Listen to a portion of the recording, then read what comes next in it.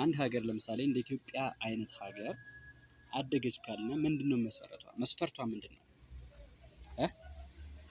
8% ኢትዮጵያ አድጋለች ከተባለ ያደገችው በየትኛው መስፈርት ነው? ህዝብ በማስራብ ነው? ህዝብ በመግደል ነው? ህዝቦች ከቦታ ቦታ በአግባቡ ሰርተው እንዳያድጉ በማድረግ ነው? በማፈናቀል ነው? ህፃናት እንዳያድጉ ከታች በማጥፋት ነው ያደገችው? ነው ወይስ አንድ የኢትዮጵያ ዜጋ ከአንድ ክልል ወደ አንድ ክልል በሰላም እንዳይንቀሳቀስ እና በተለያዩ ቡድኖች እየታገተ እየታሰረ እድሜ ልኩን አይቶት የማያውቅን ገንዘብ እየተጠየቀ ህይወቱን እንዲያልፍ መደረግ ነው? ኢትዮጵያ በየትኛው መንገድ ነው ያደገች? እስኪ እናንተ መልሱልኝ። የኑሮ ውድነቱ ጣራ በነካበት ታይም ኢትዮጵያ አድጋለች እያሉ በየሜዳው መጎረር ምን የሚሉት ቂልነት ነው ጥያቄ።